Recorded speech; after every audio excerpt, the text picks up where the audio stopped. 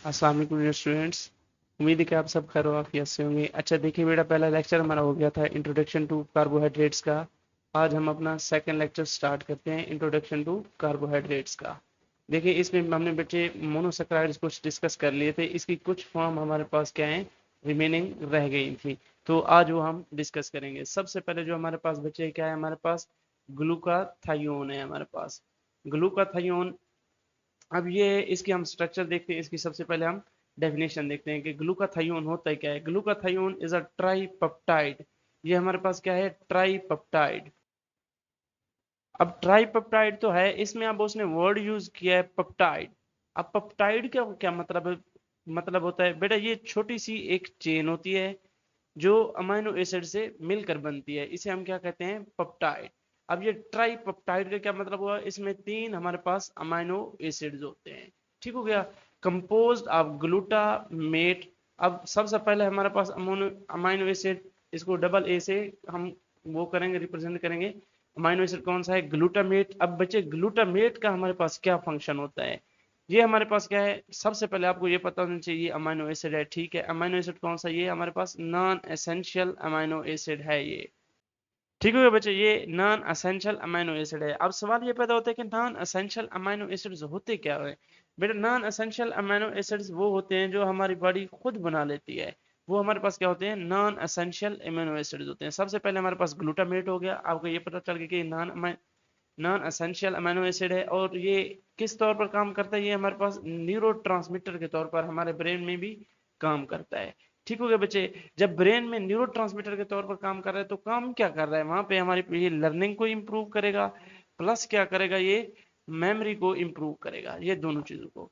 उसके आगे हमारे पास क्या है, सिस्टीन आ जाता है हमारे पास। सिस्टीन हमारे पास क्या है, सेमी एसेंशियल है, यानी कि कुछ हद तक हमारी बॉडी में ये बनती है, कुछ हद तक हमें अपनी खुराक में लेनी पड़ती है। ठीक हो गया बच्चे, और जो हमारे पास आगे क्या है, इसका जो सिस्टीन है इसका मेजर पार्ट होती है, यानी कि ग्लूटाथायोन का। और ग्लाइसिन जो है, ये हमारे पास क्या है बेटे, सबसे कम फॉर्म में जो होती है वो हमारे पास ग्लाइसिन होती है। ये स्मॉलेस्ट होती है, क्या होती है ये हमारे पास, ये स्मॉलेस्ट अमाइनो एसिड है। ठीक हो गया, glycine. It exist in reduced form and oxidised form. अब ये जो हमारे पास ग्लूटाथायोन है, एक तो ये रिड्यूस्ड फॉर्म में होगा। रिड्यूस्ड फॉर्म में होगा तो जब हम इसे क्या कहेंगे, GCH। एस एच क्या क्या मतलब होता है हमारे पास, सल्फल sulphydryl S H, sulphydryl group होता है SH। ठीक हो गया, ये सल्फ हाइड्रल हमारे पास ग्रुप आ जाता है तो ये उस वक्त क्या हो जाता है हमारे पास, रिड्यूस्ड हो जाता है। अच्छा ये हमारे पास ऑक्सीडाइज कब होगा बच्चे, ये हमारे पास ऑक्सीडाइज उस वक्त होगा जब हमारे पास क्या होगा, डाई सल्फाइड बॉन्ड, यानी कि सल्फाइड सल्फाइड, ये दोनों इसके फिर आगे बॉन्ड, यानी कि ये हमारे पास दो सल्फाइड आ गए, यानी कि डाई सल्फाइड बॉन्ड होगा, तब ये हमारे पास क्या होगा, ऑक्सीडाइज रिड्यूस्ड फॉर्म। मैंने बता दी ट्राइपेप्टाइड का आपको क्लियर कर दिया है। अच्छा बच्चे आगे ग्लूटाथियोन का हम फंक्शन देखते हैं। फंक्शन इसमें सबसे क्या कहता है, वो सबसे पहले एक्ट एज अ मेजर एंटीटॉक्सीडेंट। देखिए एंटीटॉक्सीडेंट हमारे पास होता क्या है, एंटीटॉक्सीडेंट्स ऐसी सब्सटेंस होती है जो फ्री रेडिकल्स को न्यूट्रलाइज करती है और सेल्स को ऑक्सीडेटिव डैमेज से बचाती है। यानी कि इस ये क्या करती है हमारे पास, जो हमारे पास क्या होते हैं, फ्री रेडिकल्स होती हैं उनको न्यूट्रलाइज करती है, और जो हमारे पास हमारे सेल्स होते हैं उनको क्या करती है, ऑक्सीडेटिव डैमेज से बचाती है। तो ये हमारे पास क्या होते हैं, ऑक्सीडेंट होते हैं। Protecting cells from reactive oxygen species. Reactive oxygen species यानी कि वही हमारे पास फ्री रेडिकल्स हो गए। फ्री रेडिकल्स, फ्री रेडिकल्स क्या होते हैं, जिनके पास हमारे पास एक इजाफी इलेक्ट्रॉन होता है, वो हमारे पास फ्री रेडिकल्स होते हैं। अच्छा बेटे आगे इसके क्या पॉइंट है, पार्टिसिपेट्स इन डिटॉक्सिफिकेशन। डिटॉक्सिफिकेशन ये होता है कि बेटे ये जो ग्लूटाथायोन होती है जो हमारी बॉडी में डिफरेंट, यानी कि जो हार्मफुल सब्सटेंसेस होती हैं, टॉक्सिक सब्सटेंसेस होती हैं, उनको न्यूट्रलाइज करेगी और फिर उनको बॉडी से रिलीज कर देगी। तो ये हमारे पास क्या आ जाएगा, डिटॉक्सिफिकेशन रिएक्शन। ये होगा कहाँ पे, लिवर पे ही होता है। Conjugation with toxin and drugs, तो ये कन्जुगेशन उनके साथ बनाएगी टॉक्सिन ड्रग्स के साथ, फिर उनको क्या कर देगी हमारे पास, रिलीज कर देगी। अब आगे क्या कहता है, maintains proteins in reduced form. अब ये क्या क्या रिड्यूस्ड फॉर्म हमने कहाँ पढ़ी है इसकी, जब हमारे पास डाई सल्फाइड बॉन्ड होगा, उस वक्त रिड्यूस फॉर्म होगी। मेंटेन कर रही है रिड्यूस्ड फॉर्म को by breaking disulphide bond. तो ये हमारे पास क्या है, इसकी जो रिड्यूस फॉर्म है वो हमारे पास मेंटेन हो रही है। आगे क्या कहते हैं, important in metabolism of hydrogen पर ऑक्साइड। अच्छा बच्चे, अब सवाल ये उठता है कि हाइड्रोजन पर ऑक्साइड हमारे पास क्या होता है। जब आपके पास 2H होंगे और 2O होंगे हमारे पास, तो ये हमारे पास क्या होगा, हाइड्रोजन पर ऑक्साइड होगा। ये क्या करेगा, ग्लूटाथायोन पर ऑक्सीडेज एक एंजाइम होता है, इसके जरिए ये क्या करेगी, मेटाबॉलिज्म इसकी करेगी। Involved in amino acid transport across the membrane, ये मेम्ब्रेन में के जो अक्रॉस हमारे पास अमीनो एसिड वो होंगे ट्रांसपोर्ट होंगे, उनमें भी इन्वॉल्व होगा। अच्छा बच्चे, इसके आप क्या देखते हैं, क्लिनिकल रेविलियंस देखते हैं हम। देखिए इसमें क्या कहता है, लो ग्लूटाथायोन। अब ग्लूटाथायोन जो है वो बॉडी में कम हो रहा है, और linked with the oxidative stress.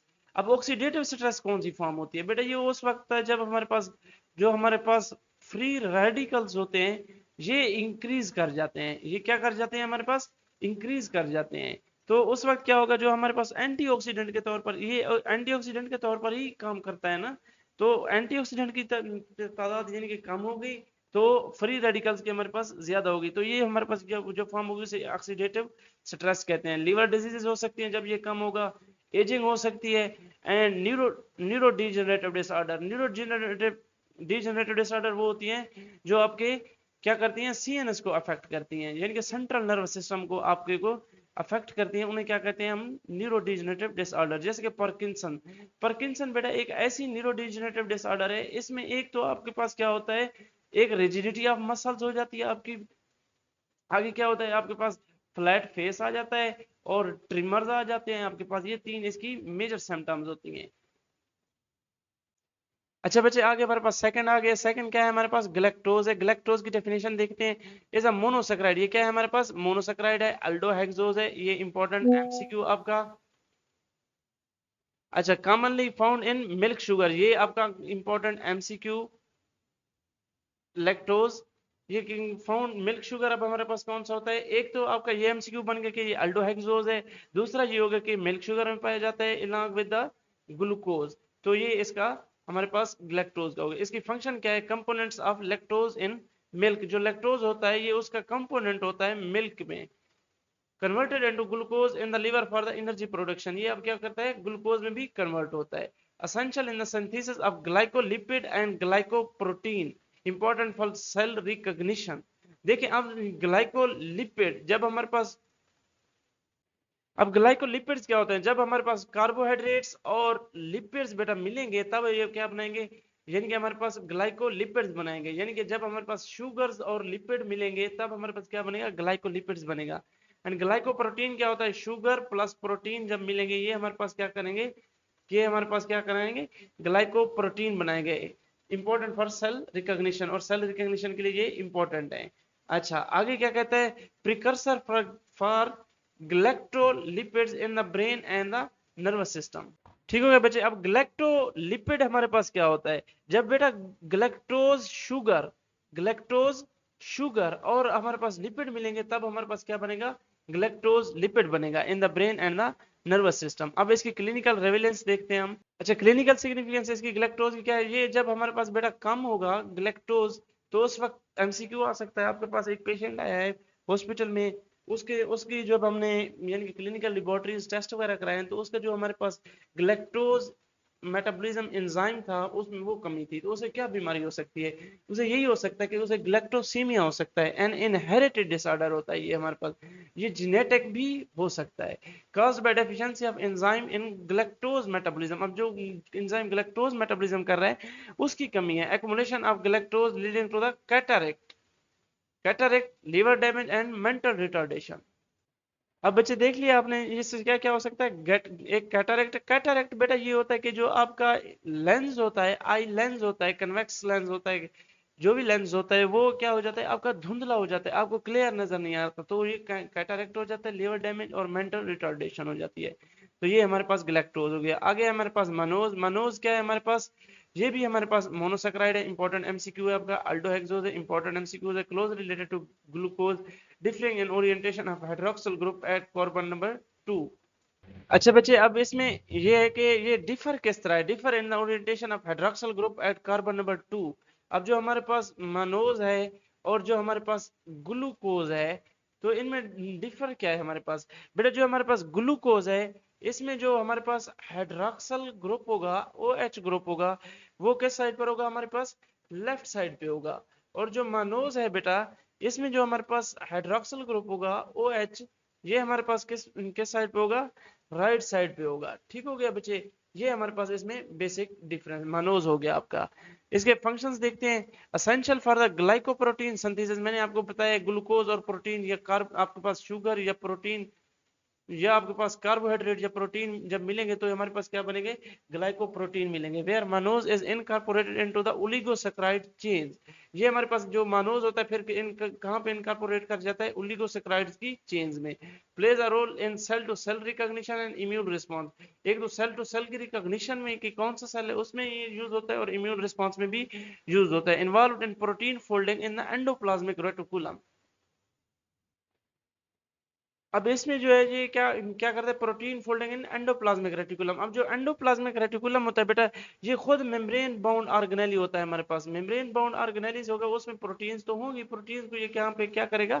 Fold करेगा। Involve in protein folding in endoplasmic reticulum. अब इसकी क्लिनिकल रेविलेंस देखते हैं। अच्छा क्या कहता है? Defects in the mannose metabolism can lead to congenital disorder of the glycose glycosylation. अब हमारे पास ये देखते हैं कि ग्लाइकोसाइलेशन क्या। अच्छा बच्चे, इसमें क्या कहता है वो? Metabolism lead to congenital glycosylation. अब ग्लाइकोसाइलेशन ये है कि हमारी बॉडी जो है वो हमारे पास ग्लूकोज को यूटिलाइज करती है, लेकिन इसमें क्या होता है कि ग्लूकोज जो होता है वो या तो प्रोटीन के साथ जुड़ जाती है या तो लिपिड के साथ जुड़ जाती है। तो ये हमारे पास क्या हो गया? ग्लाइकोसाइलेशन हो गया। अच्छा वो क्या कहता है? D mannose supplements are use in urinary tract infection. अब जो इसके क्या होते हैं? सप्लीमेंट्स होते हैं वो यूरिनरी ट्रैक्ट इन्फेक्शन में, and they prevent bacterial adhesion. जो हमारे पास बेटा यूटीआई होते हैं ना, मेनली यूटीआई मेनली हमारे पास किस वजह से हो रहे होते हैं? वो इसी बैक्टीरियल एडहेजन की वजह से हो रहे होते हैं, तो उनको ये क्या करता है? प्रिवेंट करता है। आगे हमारे पास फोर्थ में क्या है हमारे पास बेटा? फ्रुक्टोज को हम डिस्कस करते हैं। Fructose is a monosaccharide ketohexose, important MCQ आपका, commonly known as fruit sugar. ये कॉमन आपका MCQ, is found in honey fruits and sucrose table sugar. अब ये आपके पास important and repeated MCQs UHS का, कि टेबल शुगर जो होता है उसमें क्या क्या पाया जाता है हमारे पास? एक तो ग्लूकोज पाया जाता है और दूसरा हमारे पास क्या पाया जाता है? फ्रुक्टोज पाया जाता है। अब इसका फंक्शन देखते हैं। Provides energy after conversion into the glycolytic intermediates fructose 6 phosphate and glyceraldehyde 3 phosphate. जब ये हमारे पास क्या होगा? फ्रुक्टोज 6 फास्फेट या ग्लाइसरल्डिहाइड 3 फास्फेट की कन्वर्ट होगा, तो ये क्या क्या करेगा? हमारे पास एनर्जी प्रोवाइड करेगा। Major sugar in seminal fluid. अच्छा बेटे, अब सेमिनल फ्लूइड बेटा एक मिलावट यानी कि मिक्सचर है जो स्पर्म सेल्स और असेसरी ग्लैंड्स जो होते हैं उनकी सेक्रेशन से मिलकर बना होता है। ठीक हो गया। ये हमारे पास क्या करता है? बेसिकली जो होता है मेल रिप्रोडक्टिव सिस्टम ही इजैकुलेट करता है इसे। ठीक हो गया। आगे क्या कहता है? Provides energy for sperm motility, वही बात कर रहे हैं कि ये हमारे पास क्या है? स्पर्म मोटिलिटी में आ गया। Contributes to the sweetness of the fruit, sweetness of fruit में ये आपका इंपॉर्टेंट एमसीक्यू है। Fructose is sweetest nature. ये अब हमारे पास क्या है? स्वीट टेस्ट कौन सा है हमारे पास? फ्रुक्टोज है। इसकी क्लिनिकल रिलेवेंस, इसकी रेलेवेंस देखते हैं। Hereditary fructose intolerance due to the deficiency of aldose B leads to the hypoglycaemia, vomiting and liver damage. अब ये जब इसकी कमी होगी तो ये क्या क्या कर सकता है हमारे पास? हाइपोग्लाइसीमिया। ये आपके पास इंपॉर्टेंट एमसीक्यू है। एक्सेसिव डाइटरी फ्रक्टोज में कंट्रीब्यूट टू ओबेसिटी। अगर ये एक्सेसिव हो गया तो हमारे पास क्या हो सकती है?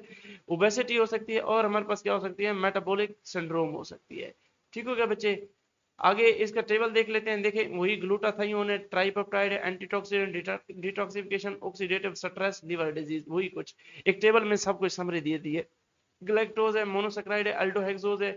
एनर्जी क्या कर रहा है? ग्लूकोज के जरिए ग्लाइकोपेप्टाइड ग्लाइकोप्रोटीन, ग्लाइक्टोसीमिया हो रहा है इससे। ये इंपॉर्टेंट एमसीक्यू है आपका। मनोज क्या है? मोनोसेक्राइड है, अल्डोहेक्सोज है, ग्लाइकोप्रोटीन सिंथेसिस, इम्यून रिकॉग्निशन में, कंजेनिटल डिसऑर्डर ऑफ ग्लाइकोसाइलेशन। वही इसमें क्या हो रहा है? ग्लाइकोसाइलेशन। ग्लाइकोसाइलेशन क्या बताई थी मैंने? जब ग्लूकोज लिपिड या प्रोटीन के साथ मिल जाएगा तो ग्लाइकोसाइलेशन, ग्लाइकोप्रोटीन या ग्लाइकोलिपिड बन रहे हैं। फ्रुक्टोज को देखते हैं, मोनोसेक्राइड है, कीटो हेक्सोज है। देखें ऊपर सारे अल्डो हेक्सोज हैं, ये दोनों, ये कीटो हेक्सोज है।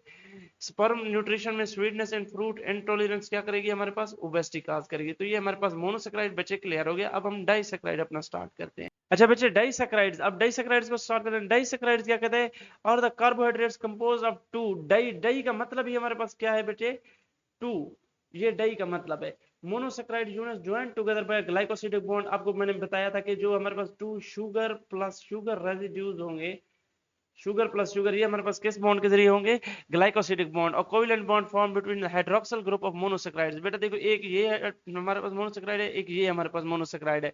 ये दोनों का, इसका भी OH ग्रुप, OH ग्रुप आएगा और इसका भी OH ग्रुप आएगा। तो इन दोनों में से वाटर रिलीज होगा which with elimination of molecule of water, तभी हमारे पास क्या बनेगा, ये ग्लाइकोसिडिक बॉन्ड बनेगा। दे आर रिड्यूसिंग और नॉन रिड्यूसिंग। अब ये रिड्यूसिंग भी हो सकते हैं, नॉन रिड्यूसिंग भी हो सकते हैं, on whether there free anomeric carbon. Anomeric carbon वही वाला होता है जहां पे अल्डिहाइड या कीटोन बॉडीज अटैच होती हैं, इज अवेलेबल फॉर ऑक्सीडेशन, कि वो अब ऑक्सीडेशन के लिए अवेलेबल है कि नहीं है। इसका जनरल फार्मूला देखते हैं हम। अब बच्चे देखते हैं इसका जनरल फार्मूला। जनरल फार्मूला बेटे इसका वही ही है, CnH2nOn, जो हमने पहले पढ़ा था। ये CnH2nOn, ये इसका जनरल फार्मूला है। अब देखिए उसमें उसने एग्जांपल दिए कि एक डाइसक्राइड है। अब उसमें उसने कहा है कि C12H22O11।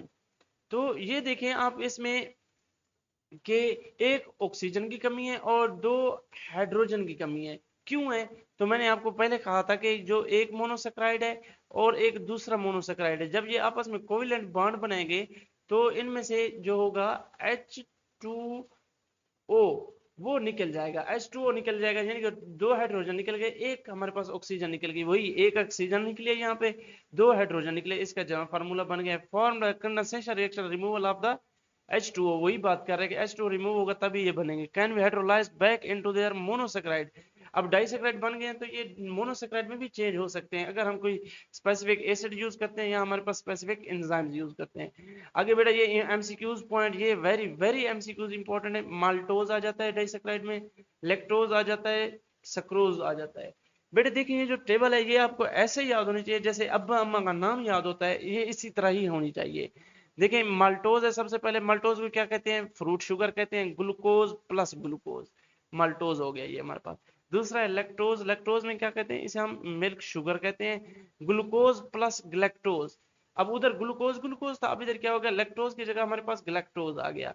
सक्रोज आ गया, cane sugar, important MCQ, repeated UHS का एमसीक्यू होता है। ग्लूकोज प्लस फ्रुक्टोज, ये हमारे पास इसकी कॉम्बिनेशन मेन पॉइंट्स हो गए। आगे डाइसेक्राइड्स की मेन इंपॉर्टेंट कौन कौन सी एग्जांपल है बेटा, वही तीन है हमारे पास, माल्टोज है, लैक्टोज है, सक्रोज है। अब सबसे पहले हम किस चीज को देख रहे हैं, सक्रोज को देखते हैं। इसका इंपॉर्टेंट एमसीक्यू क्या है हमारे पास, इसका इंपॉर्टेंट केन शुगर, सबसे पहले ऊपर ऊपर क्या कौन सा खड़ा है, इंपॉर्टेंट एमसीक्यू आपका, ये क्या है, केन शुगर कहते हैं। रिपीटेडली एमसीक्यू आता है ये यूएचएस में। अब इसकी डिफरेंट हम इसके फीचर्स देखते हैं। इसकी कंपोजिशन क्या है, वही है glucose plus fructose, important MCQ है आपका। इसमें ग्लाइकोसिडिक बॉन्ड कौन सा होता है, जस्ट आपसे नेम पूछा जाएगा कौन सा होता है, 1 2 ग्लाइकोसिडिक बॉन्ड होता है। प्रॉपर्टीज क्या कौन सी है इस पर, non reducing because both anomeric carbon are involve in bond. अब देखिए एनोमेरिक मैंने आपको बताया था वही होता है जिसमें ना कोई, जिसमें आपको अल्डिहाइड या कीटोनिक जो होता है, कीटोन बॉडीज होती हैं वो अटैच होती हैं। अगर वो दोनों क्या है, यानी कि बॉन्ड फॉर्मेशन में इन्वॉल्व है, तो ये हमारे पास रिड्यूसिंग नहीं होगा, नॉन रिड्यूसिंग ही होगा। इसका सोर्स देखते हैं, वही शुगर केन, शुगर बीट या फ्रूट्स, वही इसकी वो होगी। इंपॉर्टेंस क्या है, main transport from form of sugar in plant. अब एमसीक्यू आ सकता है कि प्लांट में जो मेन शुगर ट्रांसप्लांट होती है, मेन ट्रांसपोर्ट होती है, वो कौन सा है, तो हमारे पास यही हमारे पास सक्रोज होता है। ठीक हो गया, इंपॉर्टेंस हो गई इसकी, why sucrose is non reducing. अब देखिए मैंने आपको ऊपर भी बता दिया कि ये नॉन रिड्यूसिंग क्यों है बच्चे, ऊपर हो गया ये कहीं पे।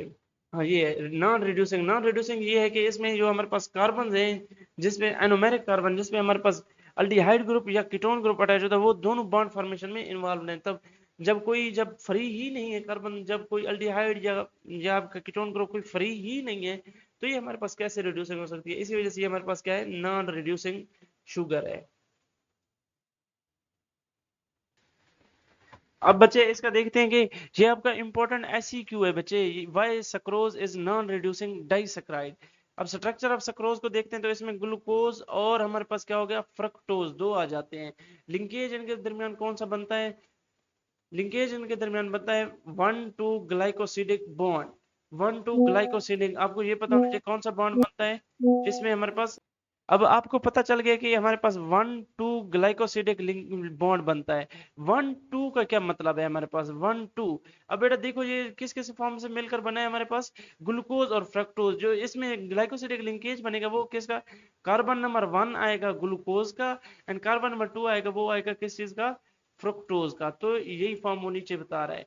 Anomeric carbon C1 of glucose alpha form बनाएगा इसकी, और जो हमारे पास एनोमेरिक कार्बन होगा वो क्या बनेगा, बीटा फॉर्म। आप इसमें ये चीज भी इंक्लूड करेंगे और ये भी लिखेंगे कि इसमें अल्डिहाइड ग्रुप यानी कि कार्बन 1 और carbon 2 in bond in formation में इन्वॉल्व होते, तो इसलिए ये क्या है हमारे पास नॉन रिड्यूसिंग है।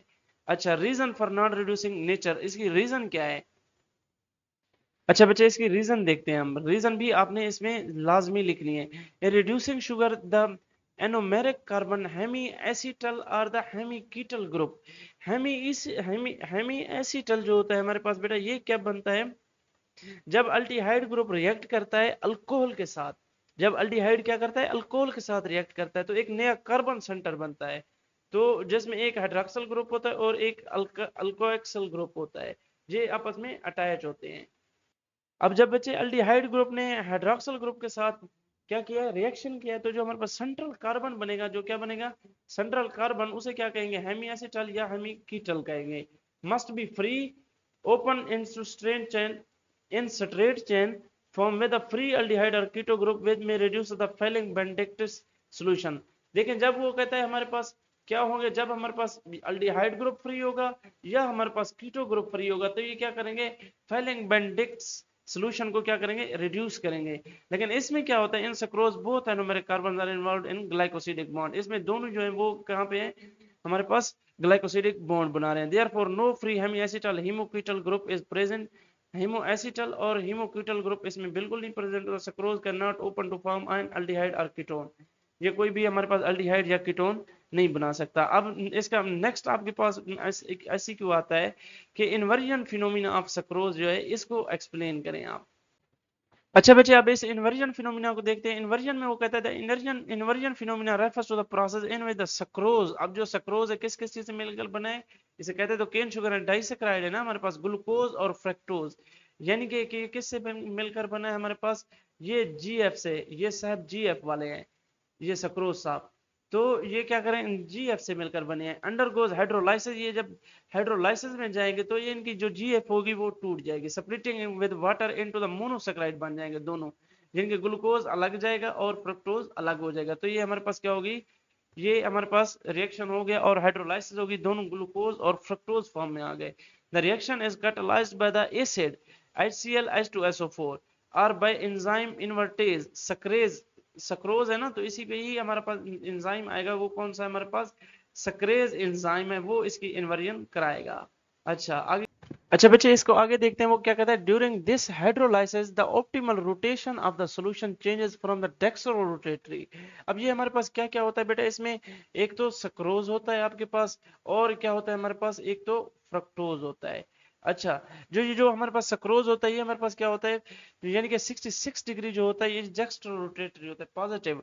तो ये हमारे पास डेक्स्ट्रो रोटेटरी से जब हाइड्रोलाइसिस होगी तो लीवो रोटेटरी हो जाएगा, यानी कि negative due to the fructose dominating 20 degree C. तो ये हमारे पास क्या हो जाएगा, लीवो रोटेटरी हो जाएगा।